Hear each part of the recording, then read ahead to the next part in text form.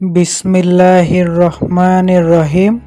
বন্ধুরা, আজ আমরা শুনব নবী করিম সাল্লাল্লাহু আলাইহি ওয়াসাল্লামের জীবনের সেই আশ্চর্যজনক ও অলৌকিক ঘটনাগুলোর গল্প, যে ঘটনাগুলো মানুষকে কাঁদিয়েছে, আশ্চর্য করেছে আর প্রমাণ করেছে তিনি সত্যি আল্লাহর প্রেরিত নবী।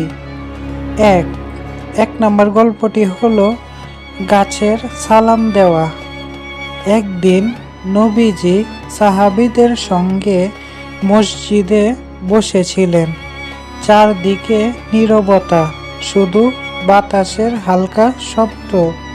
হঠাৎ দূর থেকে এক সাহাবী দেখলেন একটা খেজুর গাছের কাণ্ড ধীরে ধীরে নবীজির দিকে এগিয়ে আসছেন। সাহাবী আশ্চর্য হয়ে বলল, ইয়া রাসূলুল্লাহ, গাছটা আপনার দিকে আসছে। গাছটি নবীজির সামনে এসে থামল, আর তারপর শোনা গেল গাছটি বলল, আসসালামু আলাইকা ইয়া রাসূলুল্লাহ।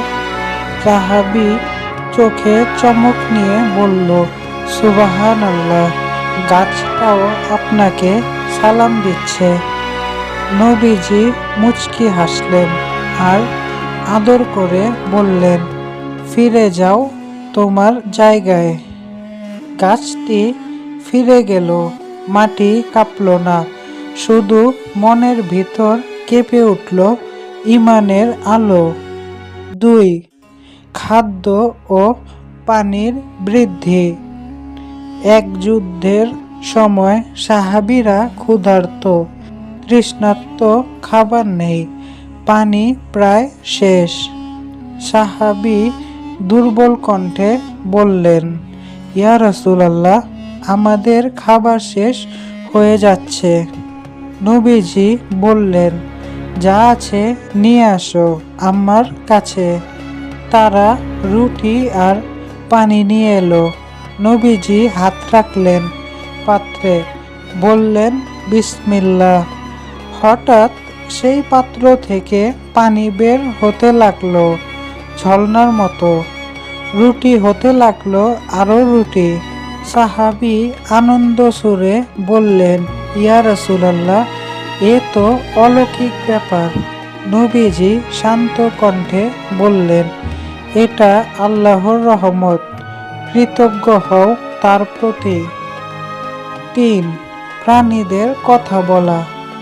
একদিন এক বেদুইন এলো নবীজির কাছে। তার উটটা ছিল রেগে থাকা, কারো কাছে যেত না, কিন্তু নবীজিকে দেখেই উটটি শান্ত হয়ে গেল। তারপর কাপা কণ্ঠে বলল, ইয়া রাসূলুল্লাহ, আমার মালিক আমাকে কষ্ট দেয়, খাবার দেয় না। সাহাবী অবাক হয়ে বলল, উট কথা বলছে? নবীজি এগিয়ে গিয়ে হাত রাখলেন উটের মাথায়। নবীজি গভীর কণ্ঠে বলল, ভয় পেও না, আমি তোমার মালিকের সঙ্গে কথা বলবো। উট নরম সুরে বলল, জাযাকাল্লাহ খাইরান ইয়া রাসূলুল্লাহ। 4. নবীজির হাত থেকে নূর বের হওয়া। এক অন্ধকার রাতে নবীজি ও সাহাবীরা পথে ছিলেন। চারদিকে পিচ কালো অন্ধকার, কোনো আলো নেই। সাহাবী বলল, ইয়া রাসূলুল্লাহ, আমরা কিছুই দেখতে পাচ্ছি না। নবীজি হাত তুললেন, বললেন, বিসমিল্লাহ, আর তখনই তার আঙ্গুলের ফাঁক থেকে বের হতে লাগলো নূর। সেই আলোয় আলোকিত হলো পুরো পথ। সবাই হাঁটছে নবীজির নূরের আলোয়। সাহাবী আবেগ সুরে বলল, ইয়া নবীজি, আল্লাহ আপনার হাতকে নূরে ভরিয়ে দিয়েছেন। নবীজি বলল, এ আল্লাহর কুদরতের নিদর্শন। 5. অসুস্থ মানুষের আরোগ্য লাভ। এক সাহাবী যুদ্ধের পর গুরুতর আহত, রক্ত থামছে না, চোখে ব্যথা, শরীরে জ্বর।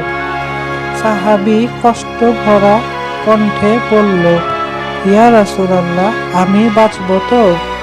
নবীজি এগিয়ে এসে তার ক্ষতস্থানে হাত রাখলেন, বললেন, আল্লাহর নামে আমি তোমার জন্য দোয়া করছি। এক মুহূর্তে ক্ষত শুকিয়ে গেল, রক্ত থেমে গেল। সাহাবী উঠে দাঁড়ালেন, বললেন, আল্লাহু আকবার, আমি পুরোপুরি সুস্থ। নবীজি নরম কণ্ঠে বলল, সুস্থ করেছেন আল্লাহ, আমি কেবল তার বান্দা।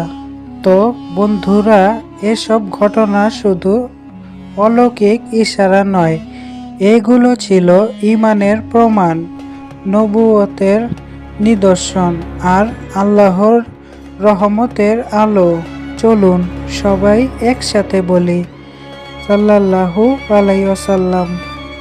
আল্লাহ আমাদের সবাইকে নবীজির সুন্নাহ অনুযায়ী জীবনযাপনের তৌফিক দিন।